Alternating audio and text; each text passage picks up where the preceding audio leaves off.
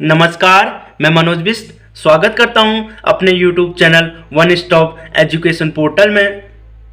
इस video lecture की शुरुआत करने से पहले आपसे मेरी एक रिक्वेस्ट है कि आप हमारे चैनल में नया है तो प्लीज़ चैनल को सब्सक्राइब करें और बेल आइकन को ज़रूर दबाएं ताकि आने वाली वीडियो का नोटिफिकेशन आपको तुरंत मिल जाए। तो आइए इस वीडियो लेक्चर की शुरुआत करते हैं। इस वीडियो लेक्चर में मांग की मूल्य लोच के पार्ट 4 का अध्ययन करेंगे। इससे पहले मांग की मूल्य लोच की 3 वीडियो को अपलोड कर दिया गया है, आप जाकर उनको देख सकते हैं। उन वीडियो के लिंक को डिस्क्रिप्शन बॉक्स में दिया गया है। इस वीडियो लेक्चर में हम निम्न बिंदु पर चर्चा करेंगे। उन बिंदु में नंबर 1 मांग की आय लोच, इनकम इलास्टिसिटी ऑफ डिमांड के बारे में समझेंगे। नंबर 2 एंजल वक्र क्या है इसके बारे में समझेंगे। और नंबर 3 मांग की आय लोच को एंजल वक्र के एक बिंदु पर कैसे मापा जाता है इसके बारे में समझेंगे। और नंबर 4 आय लोच इकाई से अधिक, इकाई के बराबर और इकाई से कम कब होगा उसके बारे में समझेंगे। और नंबर 5 विभिन्न वस्तुओं के संबंध में आय लोच के बारे में जानेंगे, यानी विभिन्न वस्तुओं के संबंध में आय लोच कैसे होगी उसके बारे में समझेंगे। तो आइए इस वीडियो लेक्चर की शुरुआत करते हैं। पहला है मांग की आय लोच यानी इनकम इलास्टिसिटी ऑफ डिमांड। मांग की आय लोच बताती है कि किसी व्यक्ति की आय में प्रतिशत परिवर्तन के फलस्वरूप उसकी किसी वस्तु के लिए मांग में कितना प्रतिशत परिवर्तन होता है। मांग की आय लोच बताती है कि किसी व्यक्ति की आय में प्रतिशत परिवर्तन के फलस्वरूप जो है उसकी किसी वस्तु के लिए मांग में कितना प्रतिशत परिवर्तन होता है। मांग की आय लोच क्या बताती है कि किसी व्यक्ति की आय में प्रतिशत परिवर्तन होने पर उसकी जो है किसी वस्तु के लिए मांग में कितना प्रतिशत परिवर्तन होगा। मांग की आय लोच की अगर समीकरण या सूत्र की अगर बात करें, आय लोच बराबर होता है मांग में प्रतिशत परिवर्तन अपॉन कीमत आय में प्रतिशत परिवर्तन। मांग की आय लोच बराबर क्या होता है कि मांग में प्रतिशत परिवर्तन बट्टे आय में प्रतिशत परिवर्तन। गणित की दृष्टि से आय लोच का सूत्र इस प्रकार है, ई आई इक्वल टू यानी income elasticity equal to delta Q बट्टे डेल्टा एम गुणा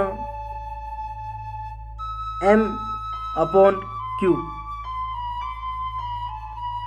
जहाँ डेल्टा क्यू जो है वो मांग मात्रा में परिवर्तन को दर्शाता है और डेल्टा एम जो है आय में परिवर्तन को दर्शाता है और एम जो है वो आरंभिक मांग मात्रा को दर्शाता है और Q जो है वो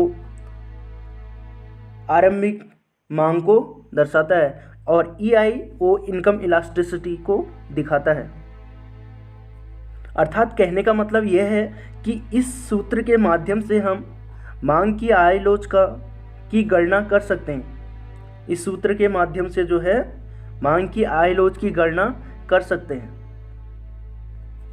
अगला बिंदु है एंजल वक्र या एंजल कर्व। एंजल वक्र एक वस्तु विशेष की मांगी गई मात्रा तथा उपभोक्ता की आय के बीच संबंध को प्रदर्शित करता है। एंजल वक्र एक वस्तु विशेष की मांगी गई मात्रा तथा उपभोक्ता की आय के बीच जो है संबंध को यानी रिलेशन को दर्शाता है, प्रदर्शित करता है। सामान्यतः आय में वृद्धि होने से जो है वस्तु की अधिक मात्रा की मांग की जाती है। जब किसी उपभोक्ता की आय में वृद्धि होती है तो उपभोक्ता द्वारा वस्तु की अधिक मांग की जाती है। एंजल वक्र ऊपर की ओर ढाल वाला होता है। एंजल का कर्व जो है वो ऊपर की ओर ढाल वाला होता है, अर्थात इसका जो ढाल होता है एंजल कर्व का वो धनात्मक होता है या पॉजिटिव होता है। एंजल कर्व को एक रेखाकृति से समझते हैं। रेखाकृति में जो है एक्स एक्स पर जो है वो क्वांटिटी परचेज्ड यानी एक निश्चित आय पर वस्तु की खरीदी गई मात्रा को दर्शाया गया है, और वाई अक्ष पर इनकम को यानी आय को दर्शाया गया है। इसी जो है वो हमारा एंजल कर्व है। एंजल कर्व का ढाल जो है वो ऊपर की ओर होता है, जैसा कि रेखाकृति में दिखाया गया। इसी वक्र जो है वो ऊपर की ओर ढाल वाला है। माना एंजल वक्र के एक बिंदु पर आई लोच अर्थात इसी वक्र पर जो है आर बिंदु पर आई लोच को मापना है, यानी इसी बिंदु पर मांग की आई लोच यानी आर बिंदु पर जो है वो मांग की आई लोच को मापना है।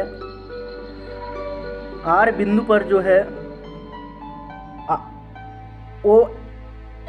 ओ एम आई स्तर पर जो है वो ओ क्यू मात्रा खरीदी जाती है। वस्तु की जो है ओ क्यू मात्रा को खरीदा जाता है। इसी जो है एंजल वक्र को नीचे की ओर इतना बढ़ाएं, यानी कि जो एंजल कर्व है इसी कर्व है उसको नीचे की ओर इतना बढ़ाएं कि वह एक्स एक्स से टी बिंदु पर मिल जाए। इसी वक्र को नीचे की ओर इतना बढ़ाएं कि वह एक्स एक्स पर टी बिंदु पर मिल जाए। तो हम मांग की आई लोच सूत्र से जो है अर्थात इस सूत्र के माध्यम से हम आई लोच की गणना कर सकते हैं। सामान्यतः सामान्य वस्तुओं यानी नॉर्मल गुड्स का जो एंजल कर्व है वो ऊपर की ओर ढाल वाला होता है। यह भिन्न भिन्न वस्तुओं के लिए यानी अलग अलग वस्तुओं के लिए अलग अलग आकृति का होता है, अर्थात यह उन्नतोदर या उत्तल या कॉन्वेक्स अथवा नतोदर अवतल या कॉनकाव होता है, जो इस बात पर निर्भर करता है कि वस्तु आवश्यक है या नेसेसिटी गुड्स है या विलासिता लग्जरी गुड्स है। एंजल कर्व जो है वो उत्तल और नतोदर या अवतल होता है, जो इस बात पर निर्भर करता है कि वस्तु आवश्यक है या विलासिता की है। इस प्रकार जो है अलग अलग वस्तु पर एंजल कर्व जो है वो अलग अलग आकृति का होगा। अब देखते हैं डेल्टा क्यू बटे डेल्टा एम जो है वो एंजल वक्र यानी ईसी वक्र के ढाल को दर्शाता है, और delta M upon delta Q delta M जो है delta M upon delta Q वो एंजल कर्व के ढाल के व्युत्क्रम को मापता है, यानी रेसिप्रोकल को मापता है।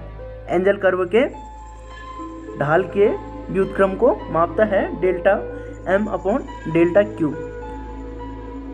अब जानते हैं कि मांग की आई लोच इकाई से अधिक, इकाई से कम और इकाई के बराबर कब होगा। पहला बिंदु है मांग की आई लोच इकाई से अधिक, यह इनकम इलास्टिसिटी EI ग्रेटर 1 कब होगा। EI जो है वो ग्रेटर 1 कब होगा, जिसे आई लोच इकाई से अधिक या लोचदार कहा जाता है। एंजल वक्र नीचे की ओर बढ़ाए जाने पर एक्स एक्स से मूल बिंदु पर बाएं ओर मिलता है, तो आई लोच जो है वो इकाई से अधिक होगी। क्या कह रहा कि एंजल वक्र को यानी ईसी वक्र को नीचे की ओर बढ़ाए जाने पर एक्स एक्स से मूल बिंदु पर यानी ओ बिंदु पर जो है बाएं ओर मिलता है, यानी टी पर मिलता है। एक्स एक्स के मूल बिंदु से बाएं ओर यानी टी पर मिलता है, तो आई लोच जो है वो इकाई से अधिक होगी यानी लोचदार होगी। उसके बाद जानते हैं अगला जो है आई लोच इकाई से कम कब होगी, यानी इनकम इलास्टिसिटी लेस कब होगी 1 से।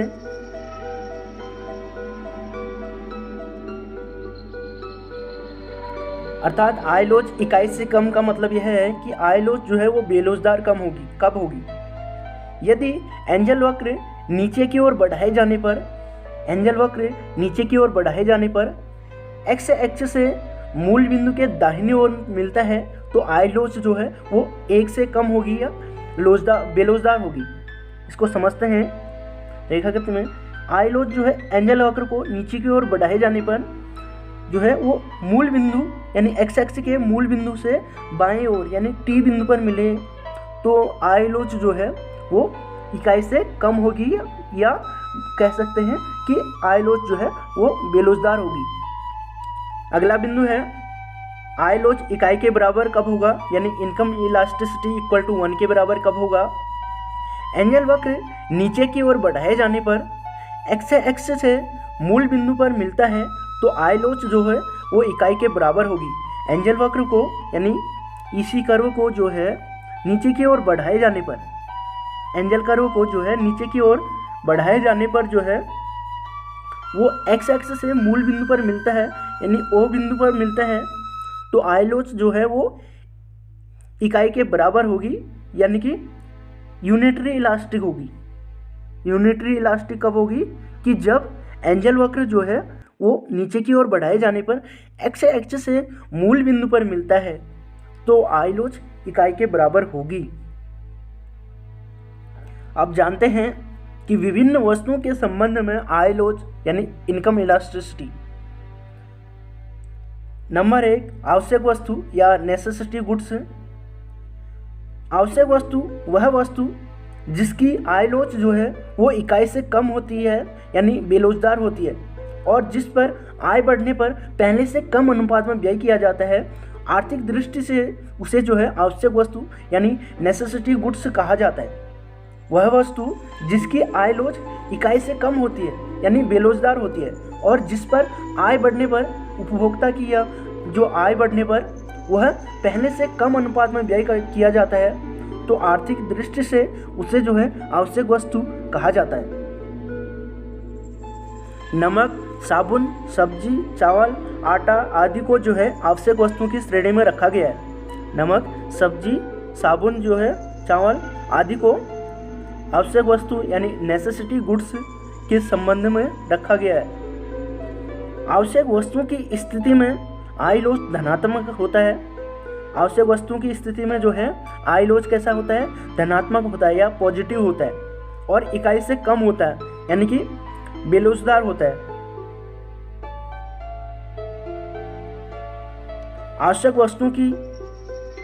आवश्यकता की वस्तुओं का एंजल वक्र उन्नतोदर यानी उत्तल होता है या कॉन्वेक्स होता है। आवश्यकता की वस्तुओं का जो एंजल कर्व है कैसा होता है, वो उत्तल होता है, उत्तल, कॉन्वेक्स। किसी भी रेखा को यानी उत्तल तब कहा जाएगा जब किसी वक्र के नीचे से जो है एक रेखा यानी टी स्पर्श रेखा खींची जाएगी। एक वक्र के नीचे से जो है अगर एक स्पर्श रेखा खींची जाएगी तो उसे जो है कॉन्वेक्स या उत्तल या उन्नतोदर कहा जाएगा। इसलिए आवश्यकता की वस्तुओं का जो एंजल वक्र है वो उत्तल होता है, अर्थात इस प्रकार का होता है एंजल वक्र। अर्थात एंजल वक्र जो है वो इस प्रकार का होता है। आवश्यकता की वस्तुओं का जो एंजल वक्र है वो इस प्रकार से होता है। एंजल वक्र इस प्रकार से होता है। आवश्यकता की वस्तुओं का जो एंजल वक्र है वो इस प्रकार से होता है। अगला बिंदु है विलासिता की वस्तु यानी लग्जरी गुड्स के संबंध में आय लोच वो इकाई से अधिक होती है। इनकम इलास्टिसिटी जो है वो इकाई से अधिक होती है लग्जरी गुड्स के संबंध में।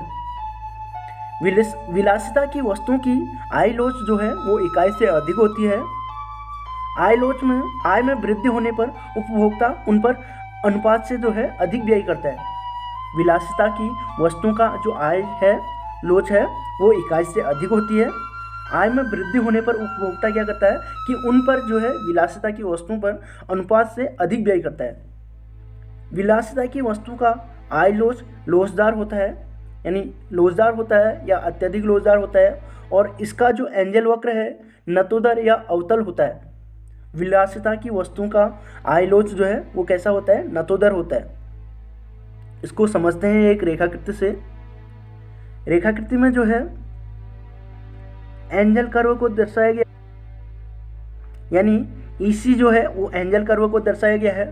यदि किसी वक्र के यानी एंजल कर्व के जो है ऊपर से एक रेखा खींची जाएगी स्पर्श रेखा, तो उसे जो है अवतल कहा जाएगा।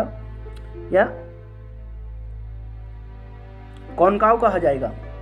अर्थात जब किसी वक्र के ऊपर से एक स्पर्श रेखा खींची जाएगी, जैसे टी रेखा है खींची जाएगी, तो उसे अवतल या कॉनकाव कहा जाएगा। इनकम इलास्टिसिटी जो है वो विलासिता की वस्तु का वो इकाई से अधिक होता है। उसके बाद तीसरा है घटिया या हीन पदार्थ और गिफिन पदार्थ, सबस्टेंट आइटम या गिफिन गुड्स। घटिया वस्तुओं की स्थिति में आय प्रभाव और कीमत प्रभाव दोनों ऋणात्मक होते हैं। घटिया वस्तुओं की स्थिति में जो है आय प्रभाव और कीमत प्रभाव यानी इनकम इफेक्ट और प्राइस इफेक्ट जो है दोनों नेगेटिव होते हैं घटिया वस्तु के संबंध में, जबकि गिफिन वस्तुओं का आय लॉस यानी इनकम प्रभाव जो है इनकम इफेक्ट जो है वो ऋणात्मक होता है और कीमत प्रभाव यानी प्राइस इफेक्ट जो है धनात्मक होता है। गिफिन वस्तुओं का जो आय लॉस है वो ऋणात्मक होता है और कीमत प्रभाव यानी कीमत लॉस जो है वो धनात्मक होती है, जबकि घटिया वस्तु की स्थिति में जो है आय लॉस और कीमत लॉस दोनों ऋणात्मक होते हैं।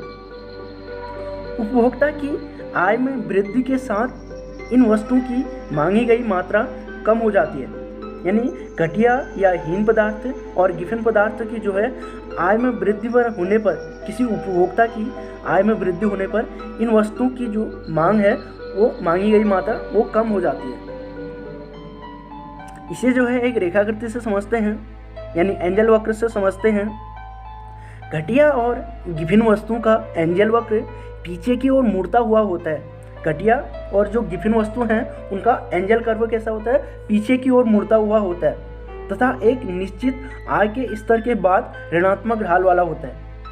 घटिया और गिफिन वस्तुओं का एंजल वक्र पीछे की ओर मुड़ता हुआ होता है तथा एक निश्चित आय के स्तर पर के बाद जो है ऋणात्मक ढाल वाला हो जाता है। जैसा कि रेखाकृति में दर्शाया गया है, एंजल कर्व जो है वो पीछे की ओर मुड़ता हुआ है।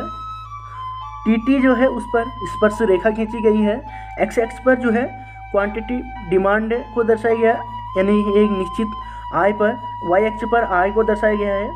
एक निश्चित आय पर जो है उपभोक्ता द्वारा किसी वस्तु की कितनी मांग की जाती है इसको जो है दिखाया गया है। और एंजल कर्व वो पीछे की ओर मुड़ता हुआ होता है, इसलिए घटिया और गिफिन और हीन पदार्थों का जो एंजल कर्व है वो पीछे की ओर मुड़ता हुआ होता है। धन्यवाद। आशा करता हूँ कि यह वीडियो लेक्चर आपको पसंद आया होगा। बने रहिए हमारे वीडियो लेक्चर में, हमारे YouTube channel one stop education portal में। धन्यवाद। लाइक शेयर सब्सक्राइब करना ना भूलें। धन्यवाद।